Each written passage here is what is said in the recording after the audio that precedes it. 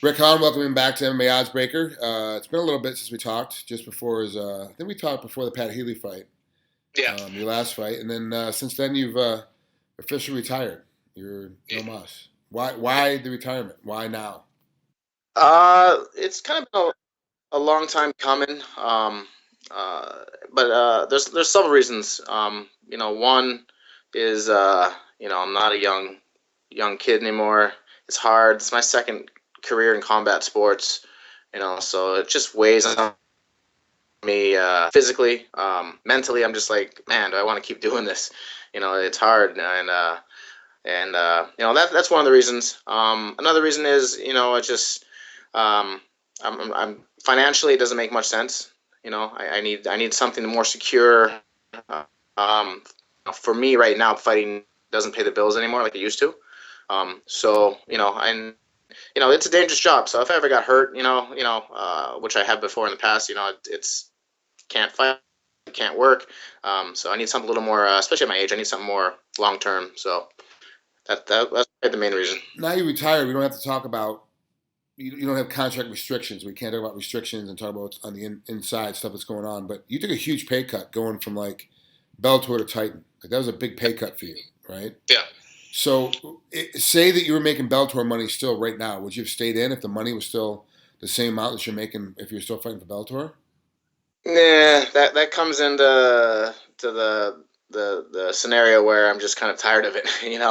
It's just even if it was like hundreds of thousands of dollars, which is obviously would be, yeah, okay, I'll suck it up, I'll fight. That's a lot of money. That's but definitely wasn't close to that. But it's just mentally just, yeah, I kind of want to be done. I kind of want to just train for fun and enjoy life, and it's a grind, and almost 40 years old.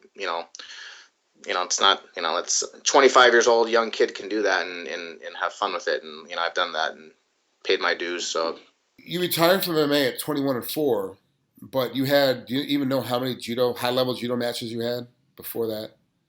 yeah, thousands probably. Yeah, I mean, just it's ridiculous Yeah. amount. So you're talking about a body that's gone through a lot of damage. Yeah. You're 39. Yeah. You're retiring now.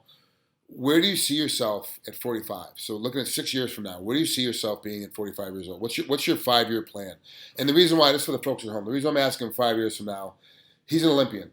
Olympians work in 4 year cycles. We know that, hey, I didn't make this team. I'm going to make the next team to do this. I've got to do certain steps to make the Olympic team in 4 years from now. So Rick's mindset is kind of like my mindset, where it's a 4 year cycle. So everyone talks about 5 year plan, 10 year plan, 20 year plan. He's got. I'm assuming you have a pretty solid plan for what you can do the next 5 years. But what's the goal? Like, what's the ultimate goal in 5 years from now, Rick? Well, hopefully in the next few months, I'll have my own school open. That's kind of been on the back burner for the last year and a half. Obviously that's long term. That's something that can be, financially, very rewarding. Um, and it keeps me in the game. I teach now part time, and at the school I train at, and so in 5 years, we're looking at a lease that's a 5 year lease. So hopefully we have to, find a bigger place in 5 years, and because our school's doing so well. So that's, hopefully what happens in 5 years is, I'll have a successful school, and be able to, enjoy life in that sense. What do you need monetarily wise to be comfortable? Are we talking? You need to be making a couple $100,000 a year. You need to be making 500,000 a year. What do you need to be comfortable? No, not at all. It's just enough to survive. Everybody's got bills, everybody's got taxes they pay, hopefully, and so I just enough to, I'm not looking to drive a BMW and have a big old fancy house. I mean, we have a nice tiny little house that we built last year. Nothing fancy. It's just me and my wife and our pets, and that's all we need.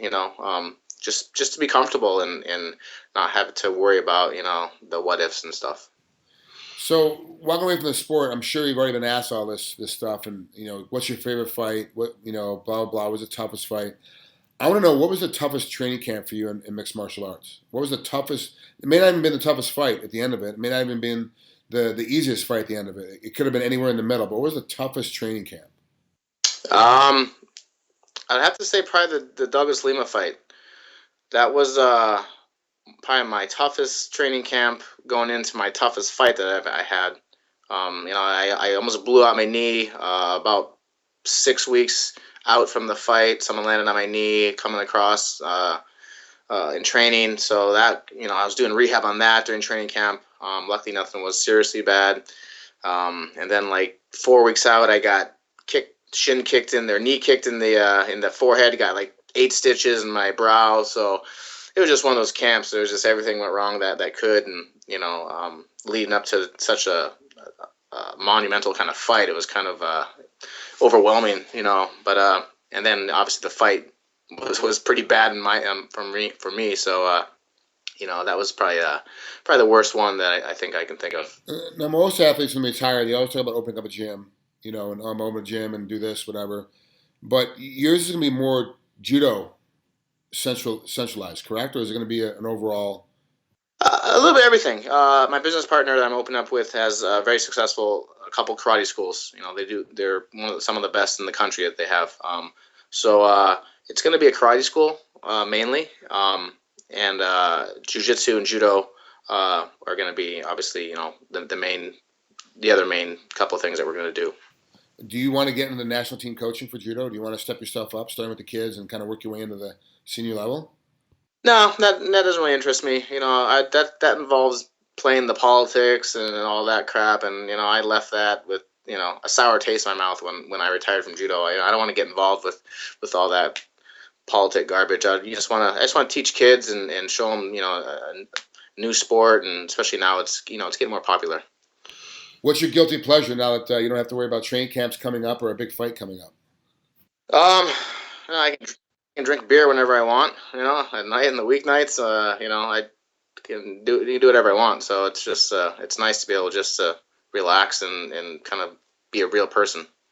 Are you struggling with retirement at all? Are you having that damn it, like maybe I can do it a little bit more? Does that ever slip back into your head?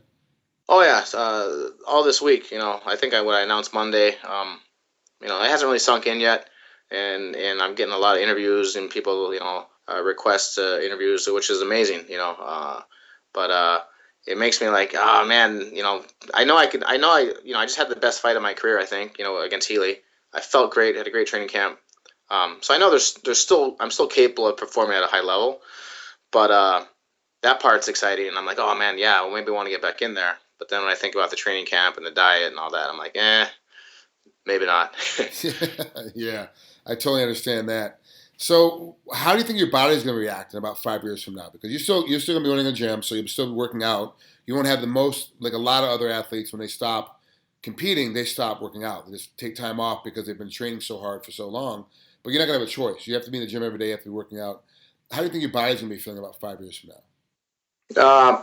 Hopefully not bad, but I have a feeling it's going to be pretty bad.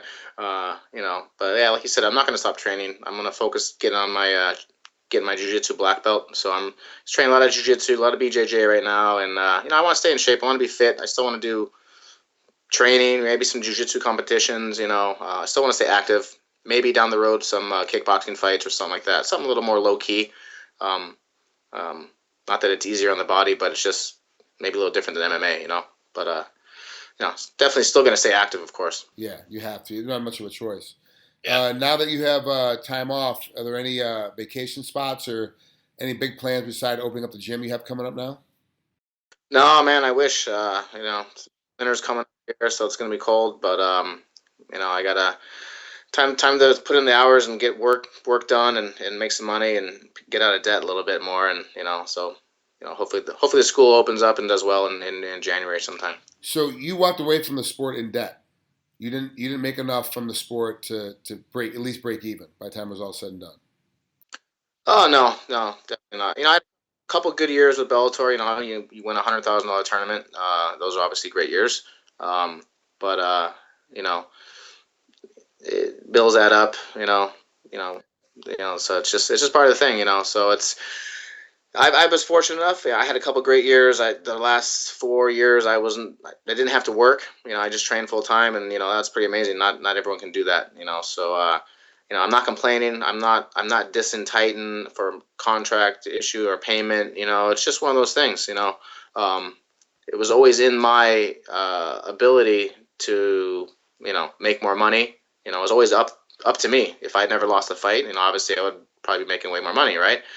So or didn't lose championship fights, so it was always in my hands. So I can't really blame anyone but myself for whatever happened down afterwards. So I'm just happy that I was able to do it.